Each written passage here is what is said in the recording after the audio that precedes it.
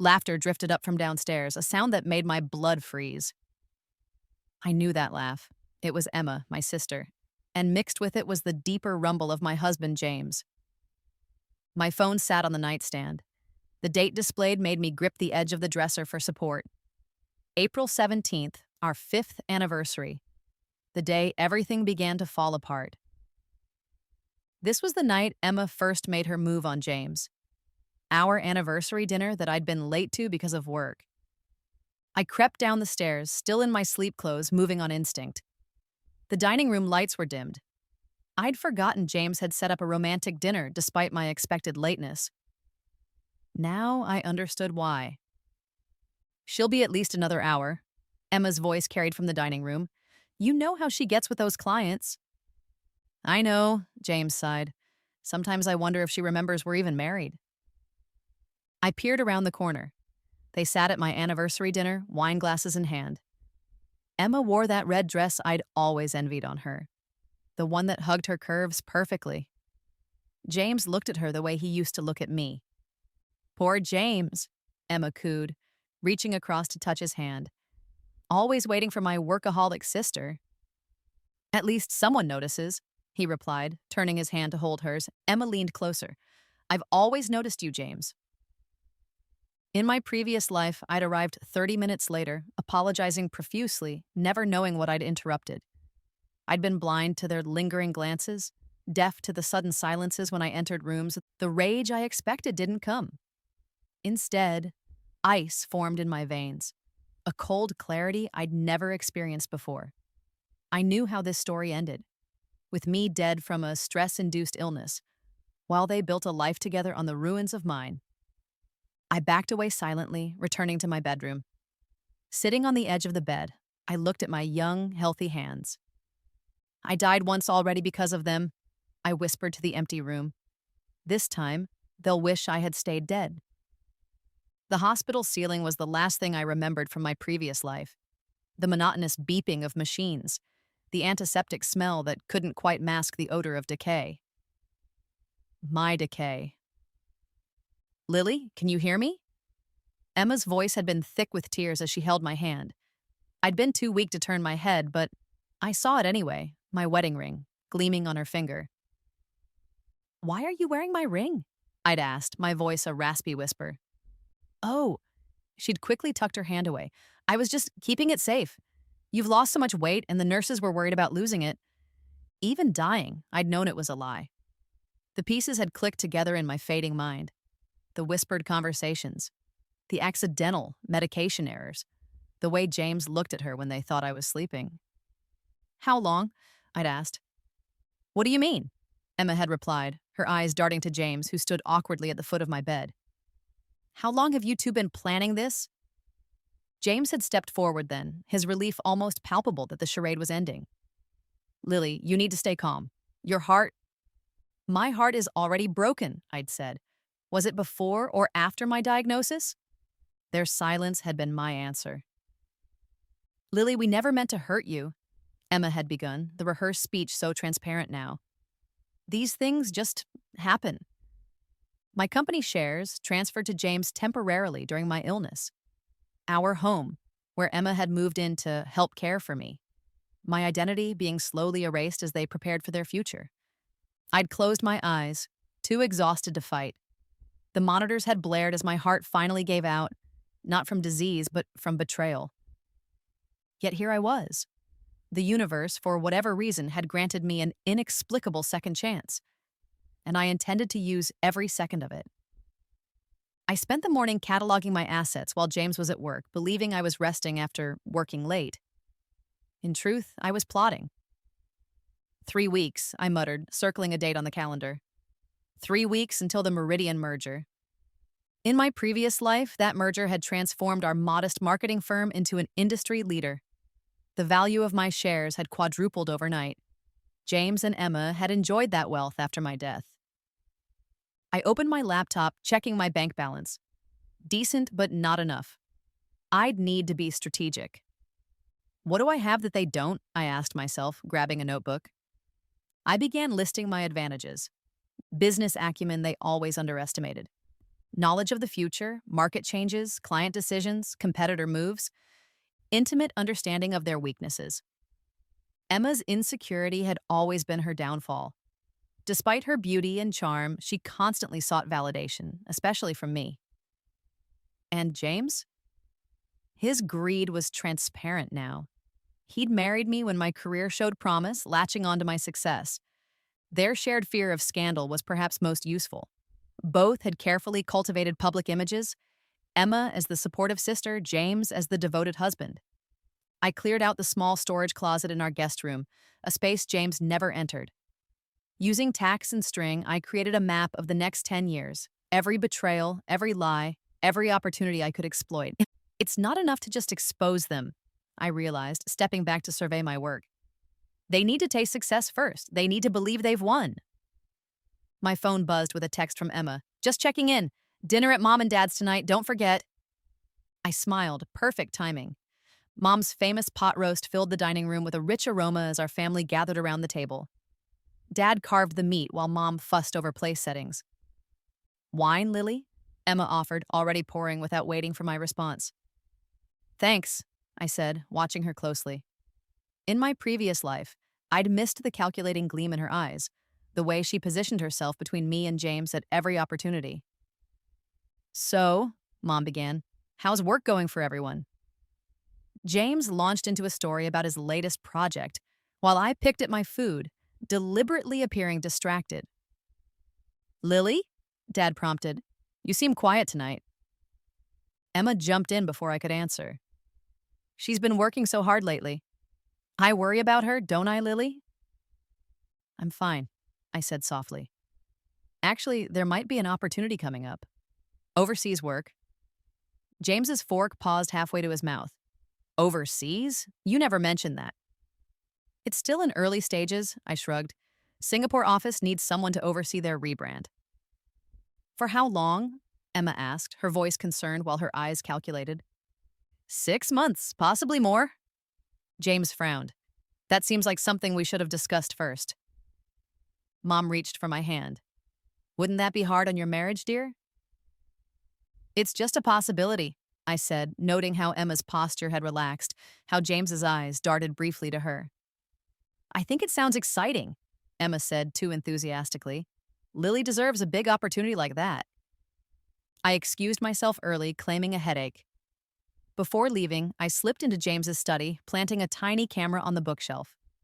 Another went into the living room air vent. 10 minutes after arriving home, my phone alerted me to movement at the house. Through the app, I watched Emma knock on our front door, a bottle of wine in hand. James, it's me. Lily asked me to check on you. She was worried you seemed upset about her news. The concern in her voice was Oscar-worthy. James let her in, their conversation turning to worried whispers about my mental state. She's been different lately, Emma said. More distant. I've noticed, James replied, pouring them both wine. I closed the app, smiling. The game had begun. The bank manager looked skeptical as I opened the account under my mother's maiden name. And you'll be the only one accessing this account, Mrs. Chen? Yes, I confirmed, signing the papers. My husband handles our joint finances. This is for personal projects. Next came the investments. In my previous life, I'd watched certain stocks skyrocket while others crashed.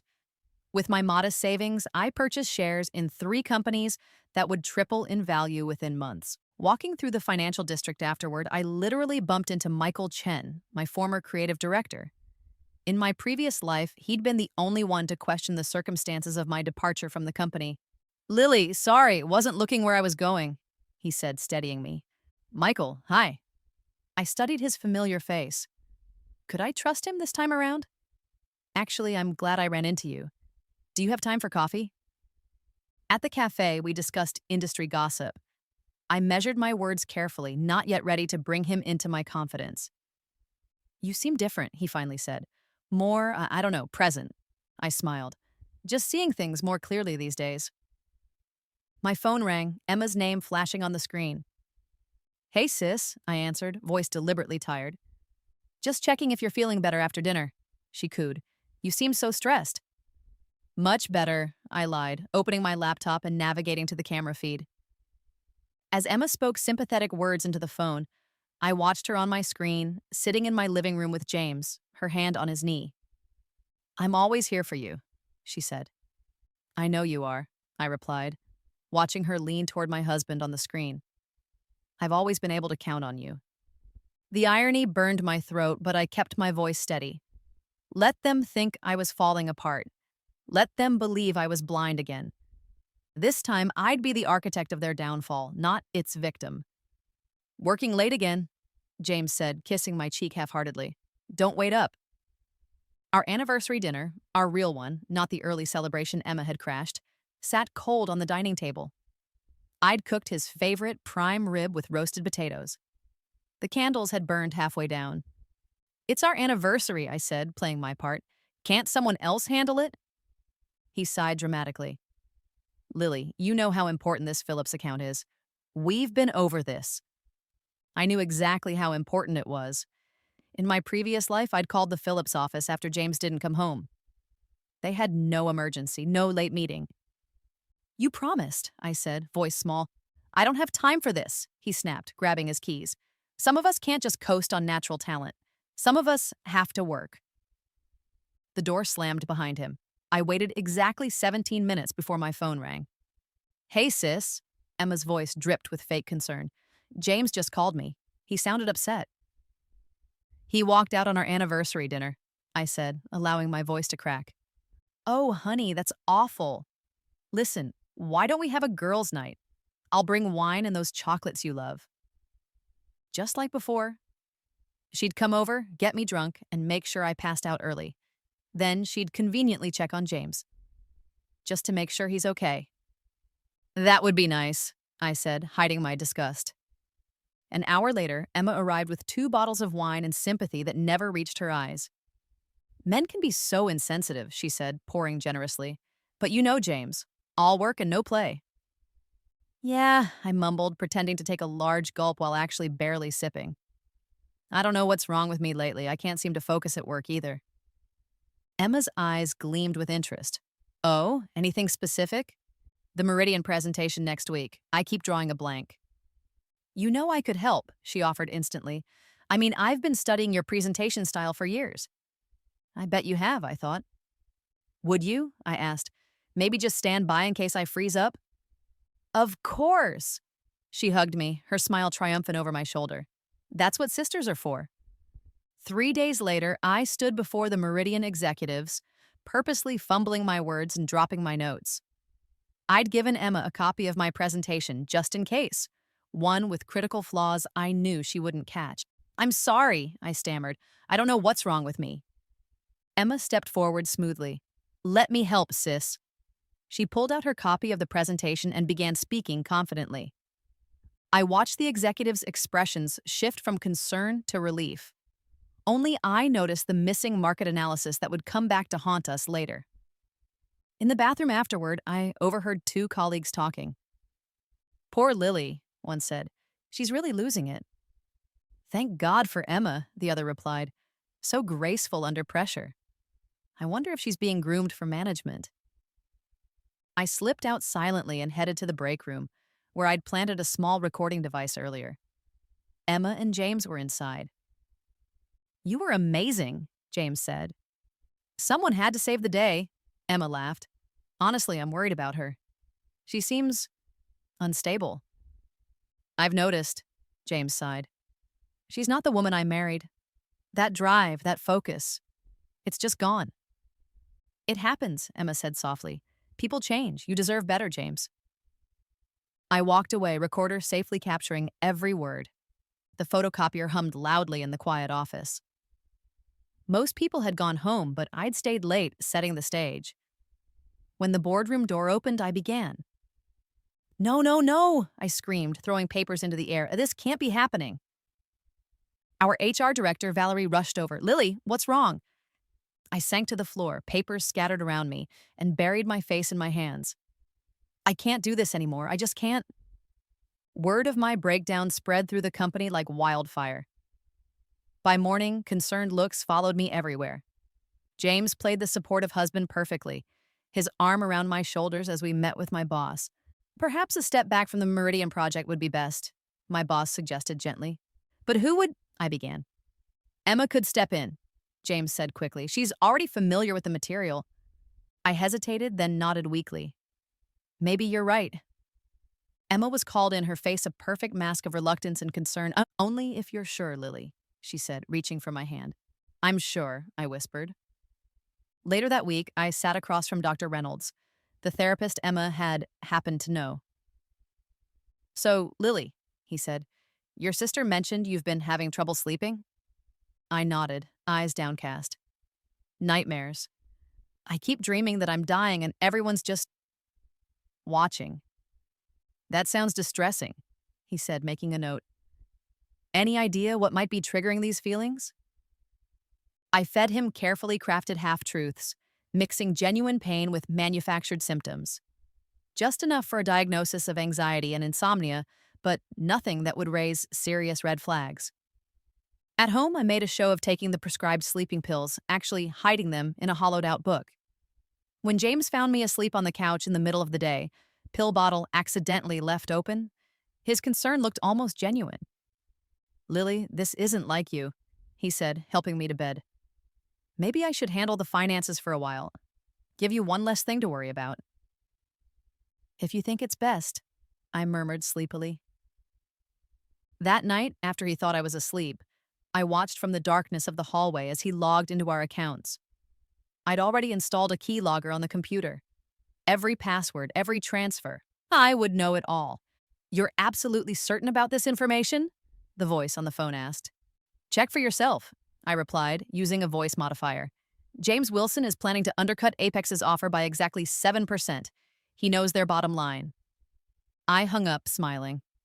The anonymous tip to our biggest competitor would ensure James's negotiation strategy failed spectacularly.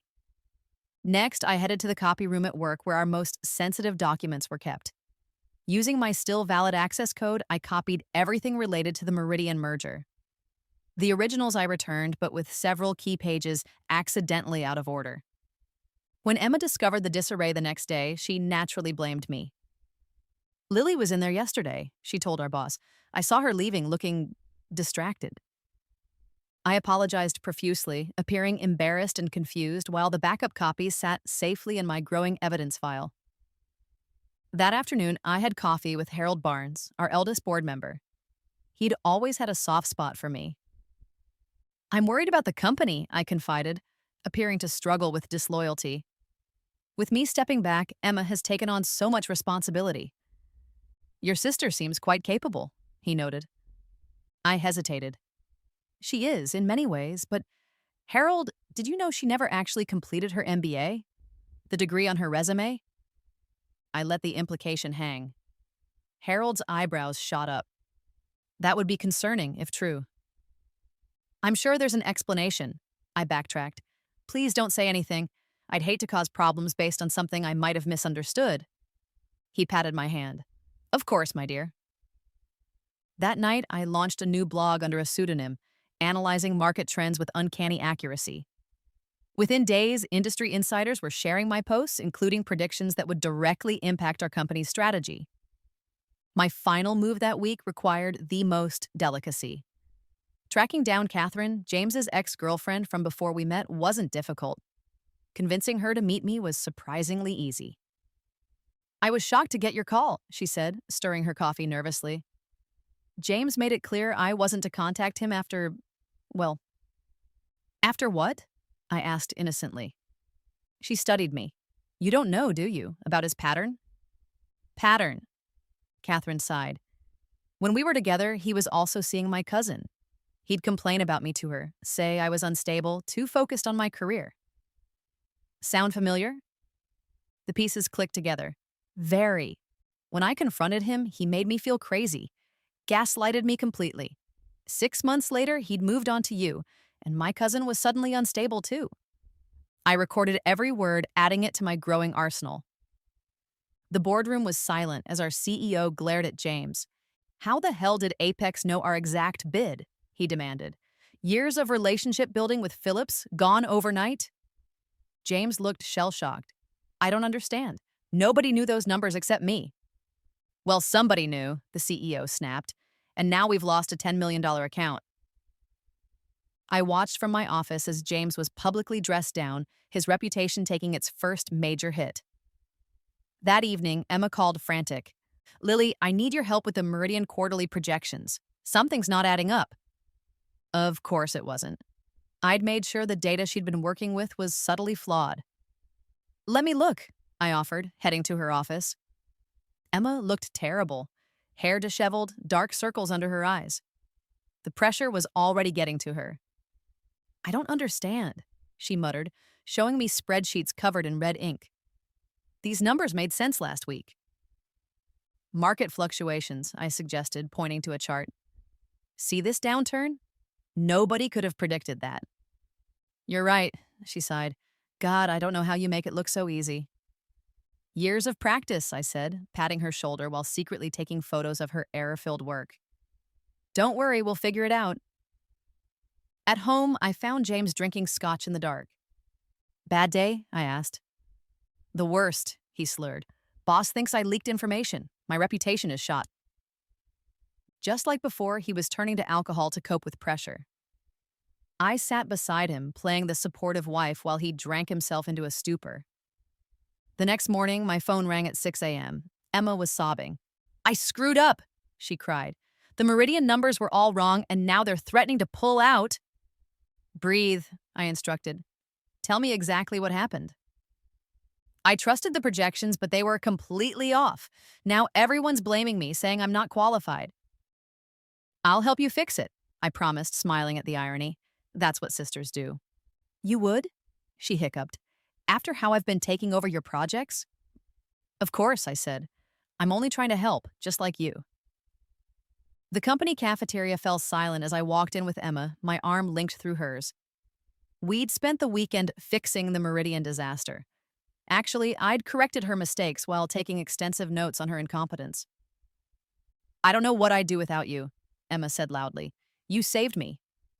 That's what family is for, I replied, squeezing her hand. I forgive you for stepping on my toes earlier. I know you meant well. The whispers started immediately. By afternoon, everyone knew Lily Wilson had graciously forgiven her sister and saved the Meridian deal. James noticed the change too. That evening, he came home with flowers. You seem better, he said cautiously, more like your old self. I feel better, I replied. The break from responsibility helped, I think.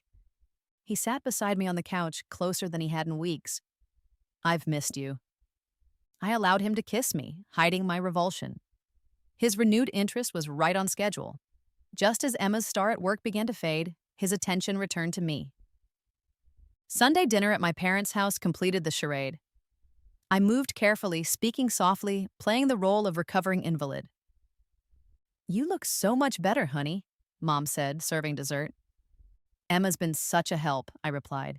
At work and at home. Emma preened under the praise. I'm just glad you're feeling stronger. Those few weeks were scary. They were, I agreed, but now I can see things much more clearly. The wine flowed, and as the evening progressed, Emma's guard dropped. She leaned toward me on the couch while our parents cleaned up. You know, she slurred slightly, when you were at your worst, I really thought you might need residential treatment. James and I even looked into some facilities. Did you now? I kept my voice neutral while my recorder captured every word. Just as a precaution, she backtracked. And then, of course, I'd have helped James with the house and everything until you were better. How thoughtful, I murmured. The next morning, my phone pinged with a message from the private investigator I'd hired. The first dossier was ready. Photos of James and Emma meeting at hotels, time-stamped records of calls, copies of text messages discussing me. Residential treatment, James had texted her. Doctor says with her family history, we could make a case for temporary guardianship. Family history? I had none. They were planning to invent one. I closed the file, my hands steady. Everything was proceeding exactly as I needed it to. Let them believe I was healing, that I posed no threat. Their false sense of security would be their undoing. The first cycle of betrayal was complete. Now for the deeper game. I stared at my laptop screen, watching the banking app refresh with another small transaction. $3,000 moved from our joint savings to an account I couldn't access. That made nearly $15,000 in the last 2 weeks. Getting sloppy, James, I whispered, taking screenshots. In my previous life, I hadn't noticed these transfers until it was too late, until he and Emma had already drained most of our liquid assets. This time, I was ready. I picked up my phone and called my broker. Miss Wilson, what can I do for you today? I'd like to liquidate those tech stocks we discussed, I said casually. All of them.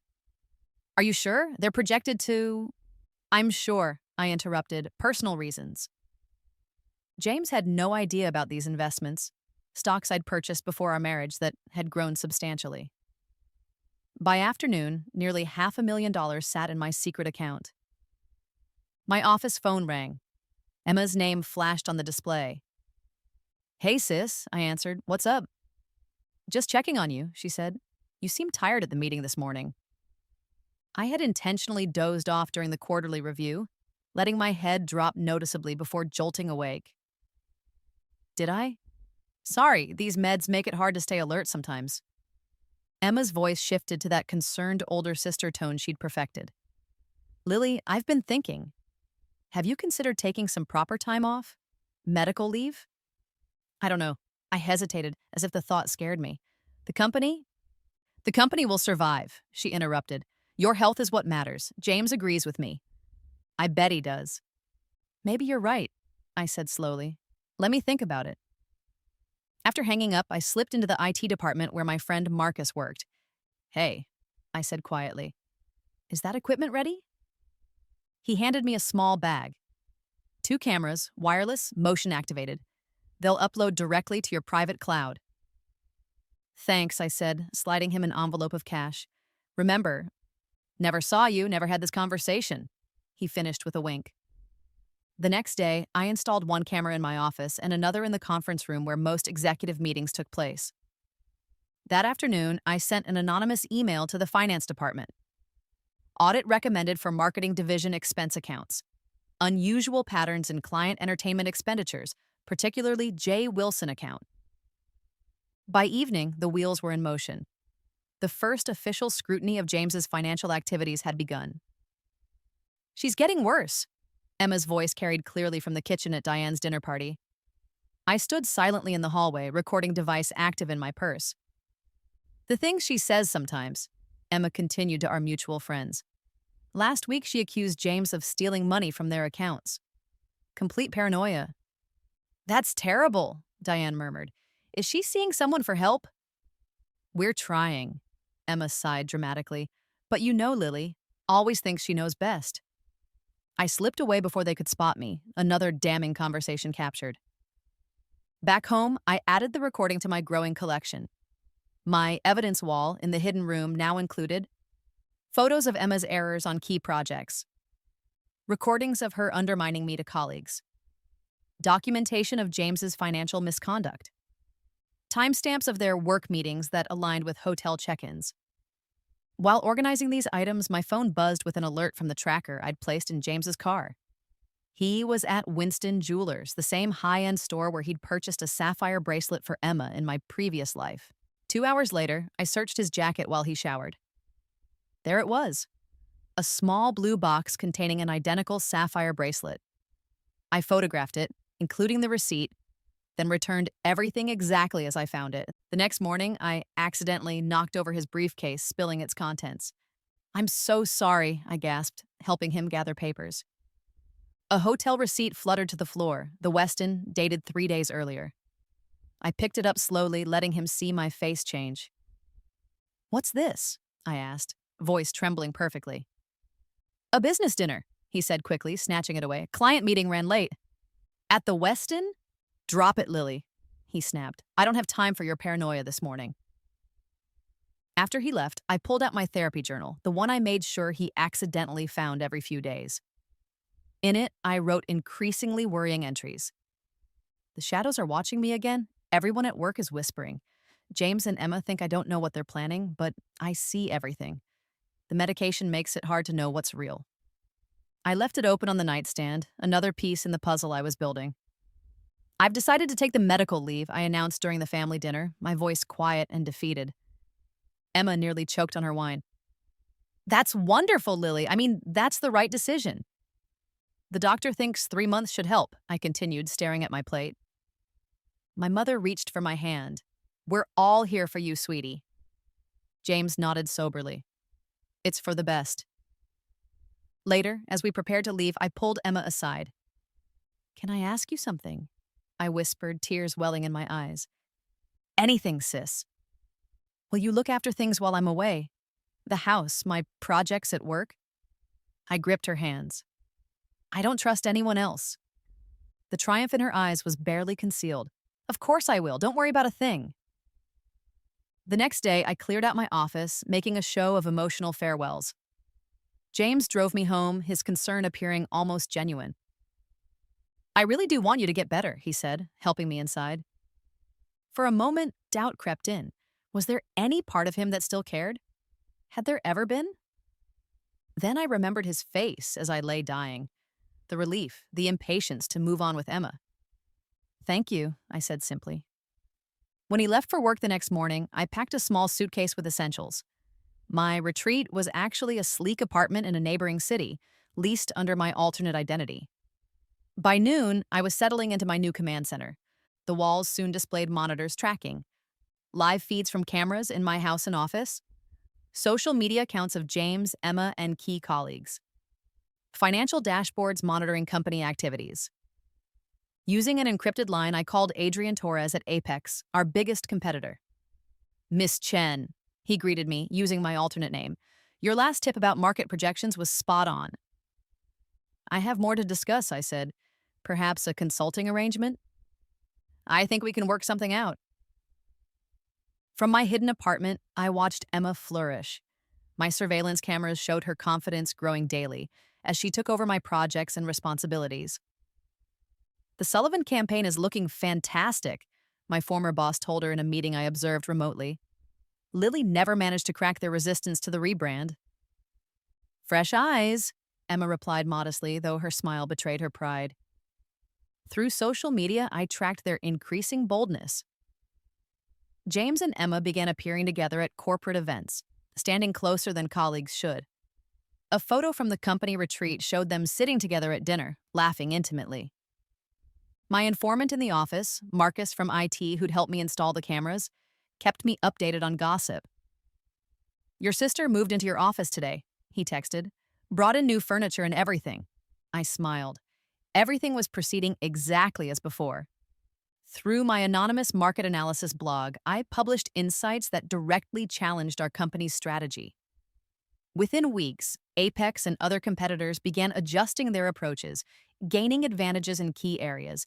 Your consultancy has been invaluable, Adrian told me during our weekly call.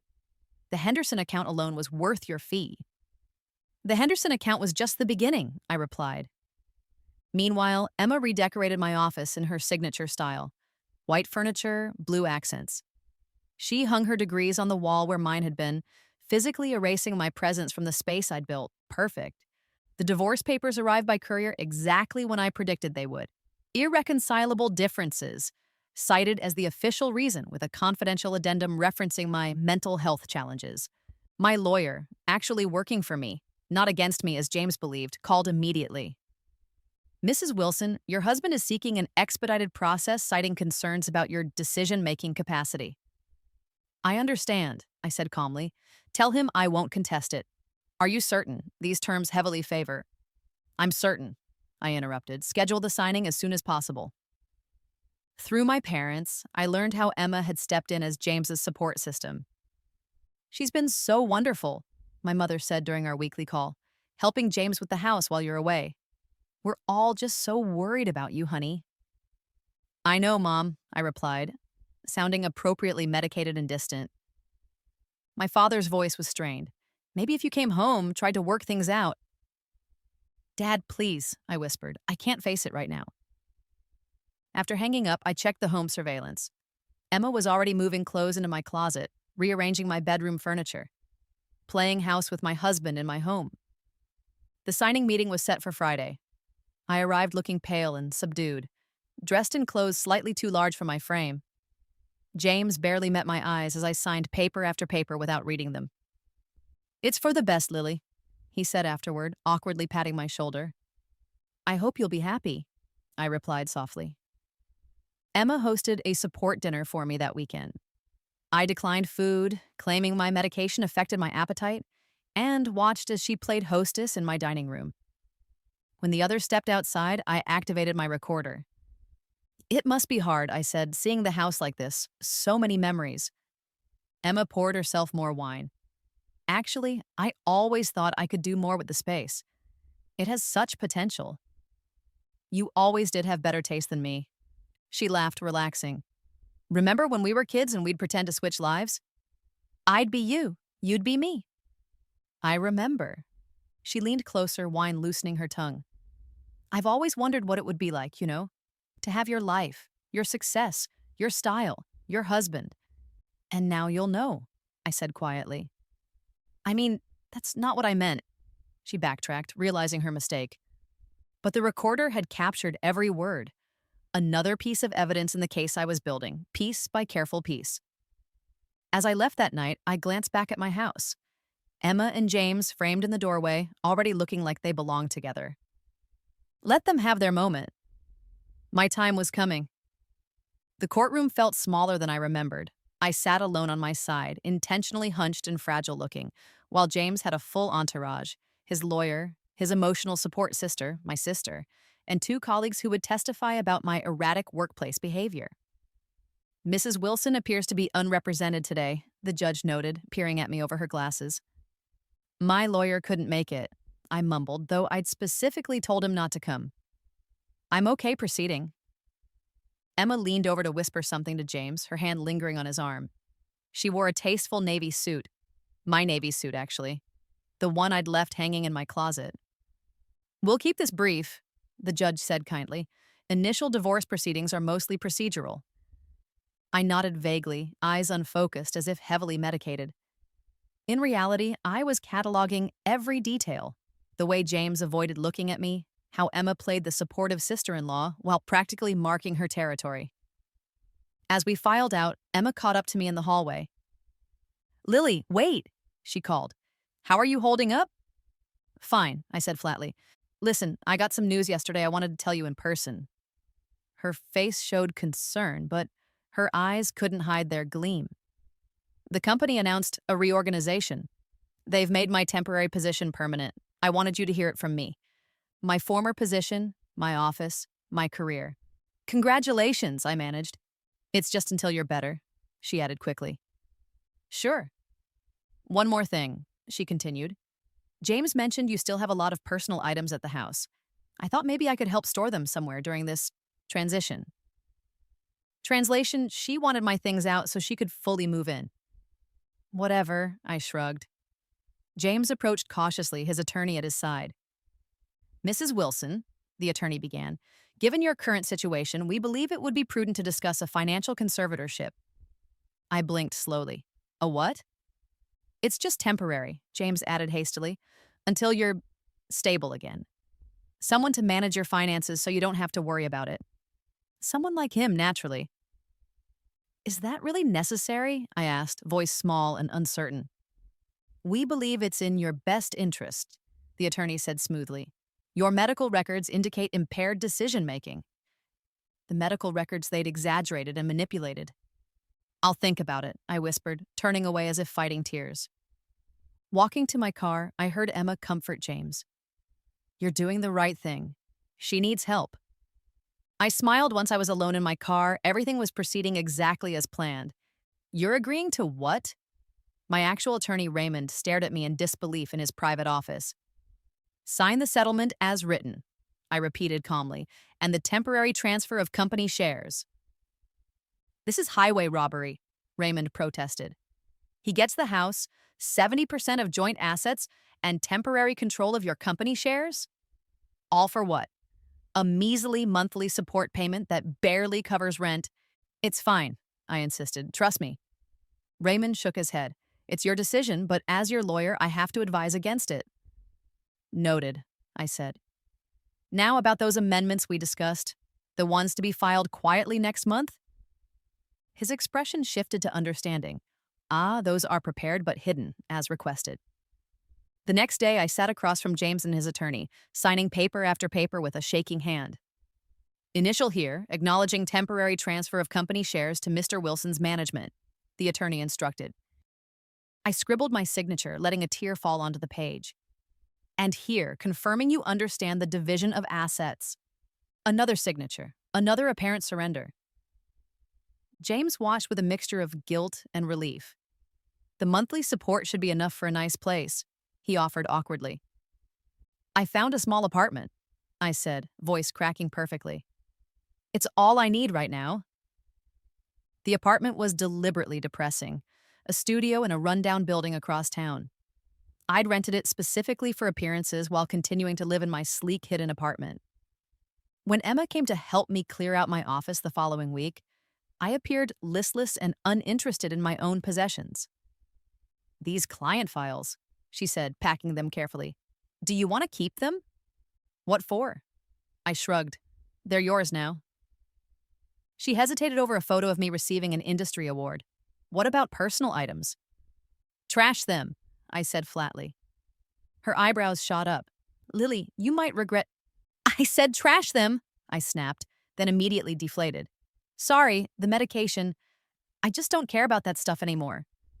Of course, she said soothingly. I'll just set them aside for when you're feeling better.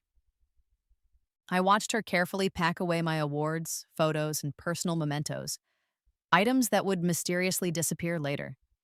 But what she didn't know was that I'd already removed the things that actually mattered to me, including backup copies of critical files she thought only existed in that office. By the time we finished, Emma had full access to every document, contact, and strategy I'd built over years. Exactly as I intended. Over the following weeks, my phone grew increasingly silent. Friends stopped calling as my isolation appeared to deepen.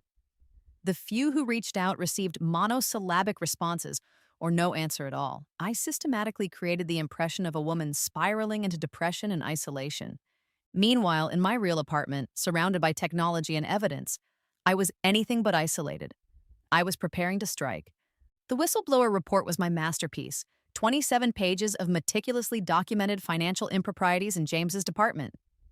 I'd sent it anonymously to the company's ethics hotline, the board of directors, and the SEC for good measure. Package delivered, I murmured, clicking send on the final email. The same day, Raymond filed our carefully prepared amendments to the divorce agreement, buried in routine paperwork that James's attorney would likely skim over. A clause reversing the temporary share transfer after 90 days. Language clarifying that any professional achievements by either party during the marriage were joint intellectual property. A stipulation that evidence of financial misconduct would trigger immediate review of the settlement. Next came Emma's turn. The encrypted file I sent to Harold Barnes, the senior board member I'd previously spoken with, contained proof that Emma had been feeding proprietary information to a client's competitor. The evidence was circumstantial but compelling. Emails sent from her account at suspicious times, meetings that aligned with information leaks, projects that mysteriously fell through after she took charge. My anonymous market analysis blog had grown to over 50,000 industry subscribers, including our company's CEO and 3 board members. My latest post hinted at leadership changes coming to Wilson Marketing after financial review reveals concerning patterns. The morning after publishing that post, my various investments matured simultaneously. I'd carefully timed everything to coincide with market peaks. Over breakfast, I watched my hidden wealth grow to 8 figures, more than enough for what came next. Miss Chen, my banker called, using my alternate identity. The transfer is completed successfully. You now have full access to all funds. Thank you, I replied. And the other arrangements? The private equity firm is ready to proceed at your signal. I smiled. Tell them to stand by. We'll be moving very soon.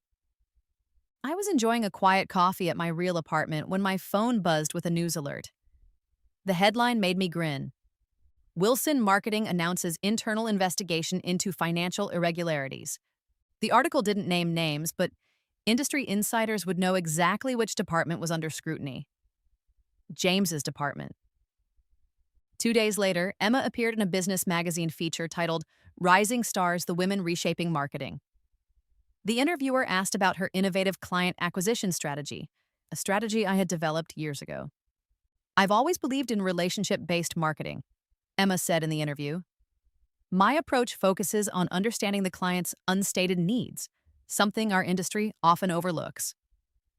My approach, my words, almost verbatim from a presentation I'd given 3 years earlier. I snapped a picture of the article and added it to my evidence file labeled Intellectual Property Theft. The anonymous email account I'd created came in handy for my next move. I sent carefully selected photos and text messages to 3 industry bloggers, evidence of James's affairs with 2 junior associates and a client representative over the past 5 years. Nothing current with Emma, that would come later, but enough to establish a pattern of inappropriate behavior. By evening, the story had spread across industry channels. Client representatives were suddenly unavailable for meetings with James. The following week, I watched through my surveillance system as Emma and James attended the annual industry gala. They arrived separately but gravitated toward each other as the evening progressed. My informant at the event texted me updates. They're arguing by the bar, getting loud. Emma just accused James of sabotaging her. Board members watching. James walked out. Emma looks furious. Henderson from the board talking to her now. I'd anticipated this fracture. Under pressure, they'd start to blame each other. It was human nature.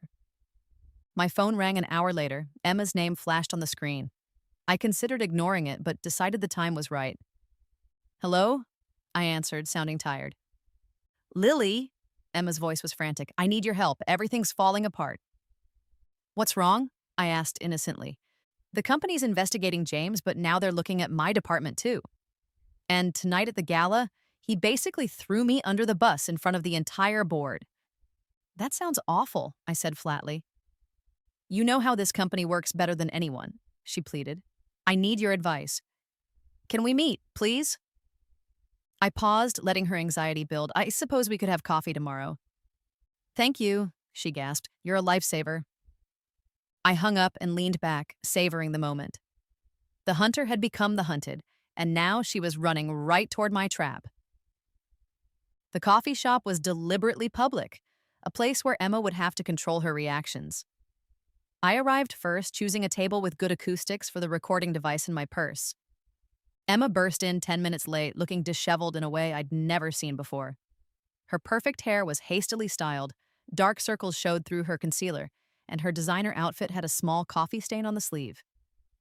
Lily, thank you for coming, she said, sliding into the seat across from me.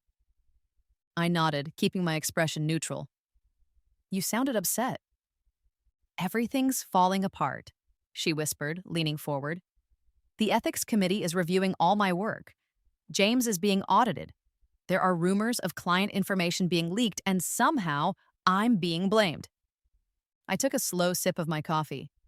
That sounds stressful. Stressful? It's a nightmare. And now 3 board members are questioning my qualifications. They're suggesting my results don't match my experience level. Because they don't, I thought. What do you need from me? I asked quietly. Advice, she pleaded. How did you handle the board when they got like this?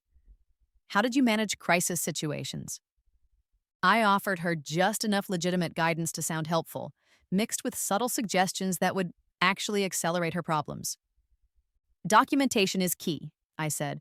Forward all questionable emails directly to the board to show transparency. A terrible idea that would make her look paranoid and unprofessional. And perhaps take control of James's outstanding projects, I continued. Show leadership during the crisis. Another landmine. Those projects were precisely where I'd planted evidence of financial irregularities. Emma scribbled notes frantically. This is exactly what I needed. No one understands that place like you do.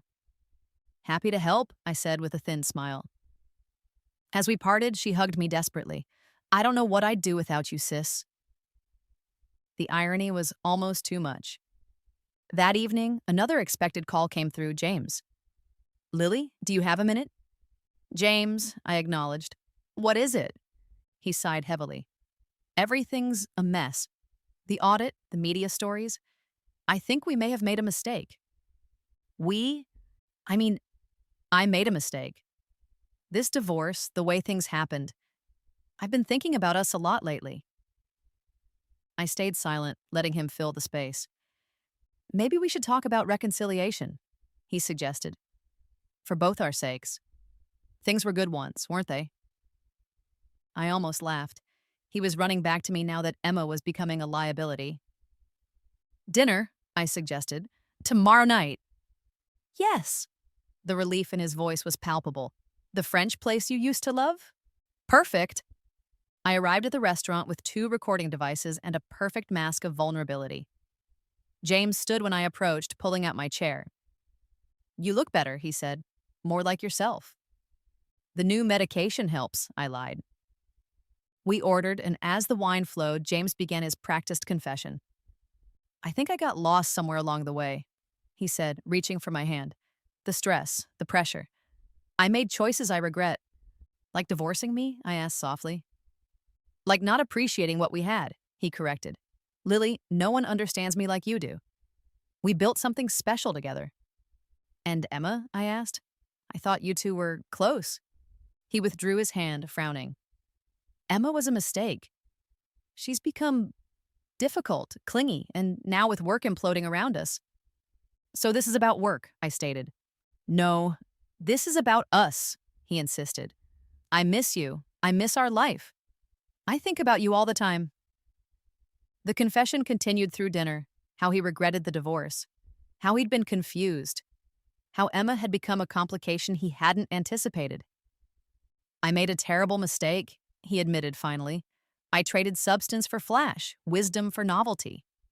I see that now. What exactly are you suggesting? I asked. Come home, he said simply. We can file to halt the divorce. I can have your things moved back in by the weekend. I pretended to consider it, watching him squirm with anticipation. I need time to think, I said finally. Of course, he agreed quickly. Take all the time you need. As he walked me to my car, he leaned in to kiss my cheek. I allowed it while the recorder captured his final damning statements. We can put all this ugliness behind us. Fresh start. No more Emma complications, no more separate lives. And the company investigation? I asked innocently. Don't worry about that, he said confidently. Once we're back together, that troublesome whistleblower report will mysteriously get lost in the system. I still have friends in high places. I smiled as I drove away. The confession, the admission of plotting with my sister, the implied obstruction of an ethics investigation, all captured perfectly. The final pieces were falling into place. This was it. The moment I'd been meticulously orchestrating for months. James, blinded by his own desperation and arrogance, had walked right into my trap. Reconciliation. The perfect cover for the final act. I spent the next few days playing the role of the conflicted wife, agreeing to a few carefully staged dates with James. He was on his best behavior, showering me with apologies and promises of a better future. Emma, meanwhile, was spiraling. I saw her increasingly frantic calls and texts to James through my surveillance, her confusion and anger growing as he became more distant with her and attentive to me. The board meeting was scheduled for the following Tuesday. I knew the ethics committee's preliminary findings on James's financial activities would be presented. I also knew that Harold Barnes had received my anonymous information about Emma. Monday night, James insisted on cooking me dinner at our house. Emma was conspicuously absent. As he served me the same bland chicken dish he used to make when he was trying to impress me early in our relationship, I felt a pang of something akin to pity. He was so transparent, so predictable. I've been thinking, he said, his voice earnest, about us, about starting over. I even talked to the lawyer about halting the divorce proceedings. Did you? I asked, feigning surprise. Yeah, I miss you, Lily, I really do. And I know things got complicated with Emma, but that was a mistake, a big one. She's been so stressed with everything at work, you know? He chuckled nervously. Maybe she's not cut out for management after all. Maybe not, I agreed, taking a bite of the dry chicken. Look, he continued, leaning across the table. Tomorrow's board meeting. It might get a little rough for me. But once this all blows over, we can really focus on us. A fresh start. What do you say? I looked at him, my expression carefully neutral. I need to see real change, James. Not just words. He nodded eagerly. You will, I promise. Just be there for me tomorrow, okay? Knowing you're in my corner would mean everything. I'll be there, I said, my voice flat. The next morning, I dressed in the power suit I'd worn to the Meridian presentation, the one Emma had always admired and later resented. As I walked into the Wilson marketing boardroom, the atmosphere was thick with tension. James sat at the head of the table, looking pale and anxious. Emma was a few seats down, her usual confident demeanor replaced by a nervous fidgeting. Several board members looked grim. Harold Barnes caught my eye and gave a subtle nod. The CEO began the meeting, his voice grave. As you all know, we've been conducting an internal review of potential financial irregularities within the marketing division. The preliminary findings are concerning. He gestured to a senior auditor who began presenting a slideshow detailing James's questionable expense reports, unauthorized transfers, and suspicious client entertainment expenditures. James's face grew increasingly ashen as the evidence mounted. He tried to interject several times, offering weak excuses, but the auditor's data was irrefutable. Then it was Harold Barnes's turn to speak. Mr. Wilson, he said, his voice calm but firm. These findings are serious, but they are not the only concerns that have been brought to the board's attention. He turned his gaze to Emma. Miss Wilson, we've also received information regarding potential breaches of confidentiality and the unauthorized use of proprietary company information. Emma's eyes widened in panic. That's not true. Someone is trying to sabotage me. Harold held up a file. This evidence suggests otherwise. Emails, meeting logs, and project outcomes paint a clear picture. He didn't need to elaborate. The implication hung heavy in the air. The CEO looked from James to Emma, his expression a mixture of disappointment and anger. This is unacceptable. Effective immediately, both of you are suspended pending further investigation. The board will convene again at the end of the week to determine the appropriate course of action. A stunned silence filled the room. James stared blankly ahead while Emma's face was a mask of fury. As the meeting adjourned, James rushed over to me, his eyes pleading, Lily, you have to believe me. This is all a misunderstanding. Someone is setting me up. Is that so, James? I asked, my voice cold. Just like you and Emma set me up? His jaw dropped. What are you talking about? I know everything, James. Your affair, your plan to get rid of me, Emma's help. I know about the medication errors, the company shares, the house. I know it all. His face crumpled. Lily, how? Let's just say I had a very insightful near-death experience. I turned to Emma, who was watching us with a mixture of shock and rage. And Emma, your ambition blinded you. You always wanted my life, didn't you? Well, now you can have it, along with the consequences. I walked away, leaving them both standing there, their carefully constructed world crumbling around them. The game was over, and I had finally won.